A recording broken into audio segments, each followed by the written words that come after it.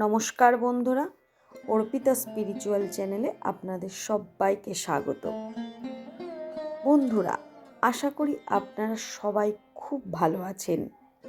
আজকের আমি আপনাদের সাথে যে বিষয়ে আলোচনা করব তা হলো শিব পুরাণে ভগবান শিব এমন কোন 6টি দানের কথা বলেছেন যা দান করলে আপনার জীবনে দুর্ভাগ্য কেটে যাবে। দানের বিষয়ে এমন বলা হয় যে এটি একটি এমন কাজ যা না শুধু আমাদের ধর্মের সাথে যুক্ত করে, বরং জীবনের কঠিন সমস্যা থেকে বেরোতেও সাহায্য করে। তাদের মধ্যে আয়ু রক্ষা আর সুস্থতার জন্য দানকে খুবই মহত্বপূর্ণ বলে মনে করা হয়। শিব পুরাণ এমন 6টি জিনিসের ব্যাপারে বলা হয়েছে যা দান করলে দুর্ভাগ্য তা যেমনই হোক না কেন তা নষ্ট হয়ে যায়। দান যেমনই হোক না কেন, হতে পারে কোনো প্রকারের অন্নদান হোক, বস্ত্র দান হোক, বিদ্যা দান হোক, সতর্কতা দান হোক, অথবা টাকা পয়সা দান করা হোক। সমস্ত দান মানুষকে পুণ্যের ভাগীদার বানায়। তাই প্রত্যেকটা মানুষকে এই 6টি জিনিস দান করা অবশ্যই কর্তব্য বলে মনে করা হয়। কারণ ভগবান শিব ও শম্ভু তার শিব পুরাণে এই 6টি দানের এর সাথেই তার খারাপ কর্মের ক্ষমাও পাওয়া যায়। শিব পুরাণে এমন 6টি জিনিসের দানের কথা বলা হয়েছে যে 6টি জিনিস দান করলে আপনি আপনার চরম দুর্ভাগ্যকেও হারাতে পারেন। তো আজকে জেনে নিন সেই 6টি জিনিস কি যা শিব পুরাণে ভগবান শিব নিজ মুখে বলেছিলেন। প্রথমত, শিবলিঙ্গের উপর চাল ছড়ালে ভক্তের সমস্ত মনোকামনা পূর্ণ হয়। মনে রাখবেন, অর্পিত করা এই চাল পূজার শেষে বেঁচে থাকবে। তখন এই চাল কোনো এমন মানুষকে দান করুন যার চালের অভাব আছে, যে অন্নের অভাব আছে। সেই অন্নহীনকে এই চাল দান করলে আপনার জীবনের দুর্ভাগ্য কাটতে বাধ্য। দ্বিতীয়ত হলো লবণ। প্রত্যেক সোমবার লবণ দান করলে আপনার জীবনের সমস্ত প্রত্যক্ষ চিন্তা এবং অপ্রত্যক্ষ চিন্তা নষ্ট হয়ে যাবে। আপনাকে আগেই জানিয়ে দিই যে যদি আপনি লবণ দান করেন তাহলে তা সর্বশ্রেষ্ঠ দানের মধ্যে একটি দান হিসাবে মানা হয়। কিন্তু দান করার সময় এই ব্যাপারটি অবশ্যই লক্ষ্য রাখবেন যে কখনোই আপনার হাত থেকে লবণ সরাসরি অন্য কারো হাতে দেবেন না। সেটি দেওয়ার সময় সেটিকে নিচে রেখে দেবেন এবং যাকে দান করবেন তাকে বলবেন সেটি যেন সে নিজেই গ্রহণ করে নেয়। আপনি ভুলেও তার হাতে সরাসরি কখনো লবণ তুলে দেবেন না। 3, এইসব ছাড়া বন্ধুরা, যদি আপনার সম্পর্কে মিষ্টতা না থাকে যা আগে ছিল, সে হতে পারে পিতা পুত্রের সম্পর্ক অথবা স্বামী স্ত্রীর সম্পর্ক। আমরা সবাই জানি পিতা পুত্র বা স্বামী স্ত্রী হলো সবচেয়ে বড় বন্ধু। এই রকম সম্পর্ক ভেঙে যাওয়ার সমাধান যদি চান বা এই রকম সম্পর্কের অবনতি থেকে মুক্তি পেতে যদি চান, তাহলে প্রত্যেক সোমবার গুড় দান করুন। এই দান আপনাদের সম্পর্কে সেই পুরনো মিষ্টতাকে ফিরিয়ে আনতে সাহায্য করবে। আর তার সাথে গুড়ের ব্যাপারে বেদেও বলা হয়েছে যে গরুকে রুটির সাথে গুড় খাওয়ালে ঘরে লক্ষ্মীর বাস হয় এবং সমস্ত সম্পর্কের কাঠিন্যতা বিনাশ হয়ে যায়।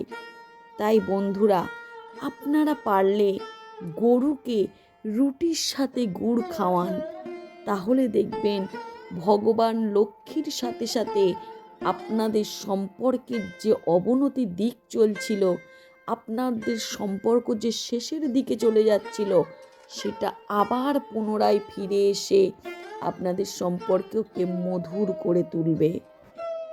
শিব পুরাণে চতুর্থ যে দানের কথা বলা হয়েছে তা হলো তিল দান। সোমবারে নিয়মিত রূপে তিল দান করলে আপনার মধ্যে আত্মবিশ্বাস বৃদ্ধি পায়। কেননা এরকম অনেক লোকের মধ্যে দেখা যায় যে তাদের মধ্যে গুণ এবং জ্ঞানের কোনো কমতি থাকে না, কিন্তু সব জায়গাতে তার আত্মবিশ্বাস তাকে পিছনে ফেলে রাখে। এই রকম মানুষদের জন্য এই তিল দান সব থেকে বেশি কার্যকারী বলে মনে করা হয়। তিলের মধ্যে যদি কেউ কালো তিল দান করে, তাহলে তা শনিবার দান করা অবশ্যই ভালো। কারণ আমরা সবাই জানি ভগবান শনি হচ্ছেন শিবের আরেক রূপ। তাই শনিবার তিল দান বা সর্ষের তেল দান করা অত্যন্ত শুভ। পঞ্চম যে দানের কথা বলা হয়েছে তা হলো ঘি দান। যদি আপনার ঘরে কেউ অনেক দিন ধরে অসুস্থ থাকে এবং হঠাৎ করে কেউ যদি বারবার অসুস্থ হয়ে পড়ে, তাহলে সেই ব্যক্তির দ্বারা স্পর্শ করিয়ে ঘি দান করলে ওই ব্যক্তির সুস্থতা নিশ্চিত রূপে পরিবর্তন আসবে। তার মধ্যে যদি আপনি গরুর দুধ দিয়ে তৈরি ঘি দান করেন, তাহলে তা অত্যন্ত শুভ বলে মনে করা হয়। তাই আপনারা চেষ্টা করবেন গরুর তৈরি ঘি দান করতে। কারণ আপনি যদি এই ঘি দান করেন, তাহলে আপনি অনেক পুরনো রোগ থেকে নিষ্কৃতি পাবেন আপনার জীবন। শিব পুরাণে সবশেষ বা সর্বশেষ যে দানের কথা বলা হয়েছে তা হলো বস্ত্রদান। আমরা সবাই জানি দণ্ড বস্ত্র বাসস্থান। হ্যাঁ বন্ধুরা, কোনো বস্ত্র যার সত্যিই প্রয়োজন এমন ব্যক্তিকে বস্ত্র দান করলে আপনার আয়ু বৃদ্ধি হয়, অর্থাৎ দীর্ঘায়ু হন আপনি। যদি কেউ নিয়মিত রূপে অসুস্থ হয় অথবা যে ব্যক্তির তার জীবন নিয়ে আশঙ্কা রয়েছে, তাহলে তার দ্বারা কোনো দান তার স্বাস্থ্যে পজিটিভ প্রভাব দেখা দেয়। তাই বন্ধুরা, আপনারা পারলে বস্ত্র দান করুন। এগুলি ছিল শিব পুরাণে বর্ণিত কিছু এমন দান যার দ্বারা আপনি আপনার দুর্ভাগ্যকে সৌভাগ্যকে পরিণত করতে পারবেন। জ্যোতিষশাস্ত্র অনুযায়ী ভিন্ন ভিন্ন বস্তু দানের ক্ষেত্রে ভিন্ন ভিন্ন সমস্যার সমাধান হয়। যেমন ধান বা চাল দান করলে জীবনে কখনো অন্নের অভাব হয় না। বস্ত্র দান করলে আর্থিক পরিস্থিতি সব সময় ভালোর দিকে থাকে। কিন্তু লক্ষ্য রাখবেন তার মধ্যে একেবারে ছেঁড়া বা পুরনো বস্ত্র যেন না থাকে। আর কিছু বিশেষ পরিস্থিতির সাথে ধাতু দান করার কথাও বলা হয়েছে, যেমন সোনা রূপা, কিন্তু আজকাল সকলের পক্ষে সেগুলি দান করা সম্ভব হয়ে ওঠে না। এবং তাই আপনাদের যে দানের কথা বলা হয়েছে সেগুলোই দান করার চেষ্টা করুন, যার ফলে আপনার অনেক বিপদ থেকে মুক্তি পেতে পারেন। সেই ব্যক্তিকে দানের কথা বলা হয়েছে যার সত্যিই এই জিনিসগুলির অনেক প্রয়োজন। গ্রহের যন্ত্রণা থেকে মুক্তি পাওয়ার জন্য, বিশেষ করে কুণ্ডলিতে চন্দ্রের অশুভ প্রভাবে চিন্তিত থাকলে তা নিবারণের জন্য নিজের ক্ষমতা অনুযায়ী নিয়মিত রূপে 1 মুঠো করে চাল দান করুন। এই উপায় আপনার চন্দ্র দোষকে দূর করবে। আপনি যদি নিয়মিত কাউকে চাল দান করেন, তাহলে আপনি চন্দ্রের অশুভ প্রভাব থেকে মুক্তি পাবেন। জ্যোতিষীরা মনে করেন যে যেই ব্যক্তি কাউকে দান করে আনন্দ পায় এবং সে তার ক্ষমতা অনুযায়ী দান করে, তাহলে সে ঈশ্বরের অসীম কৃপা লাভ করে। কেননা দান মানুষকে শ্রেষ্ঠ ও সৎ কর্মী বানায়, যে কারণে সে এক অদ্ভুত আত্মসুখ লাভ করে। যদি আপনি এই অদ্ভুত খুশিকে অনুভব করতে চান, তাহলে আপনার প্রয়োজন মতো, আপনার সাধ্য মতো আপনি দান করুন। দেখবেন এই দানের মাধ্যমে আপনার জীবনে এক অদ্ভুত পরিবর্তন ঘটবে। আপনি অজান্তেই ভগবানের প্রিয় পাত্র হয়ে উঠবেন। আপনার জীবনে সমস্ত সমস্যা যা দীর্ঘদিন ধরে চলে আসছিল, সেগুলি আস্তে আস্তে নিবারণ হবে।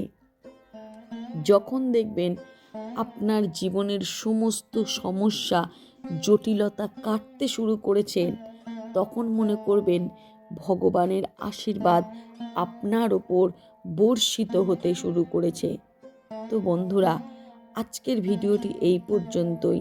আমার এই ভিডিওটি কেমন লাগলো তা আপনারা কমেন্ট করে জানাবেন।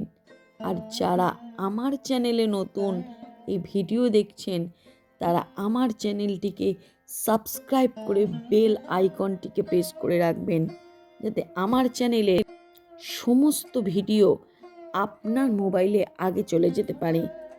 তো আজকের ভিডিও এই পর্যন্ত। নমস্কার, ভালো থাকবেন।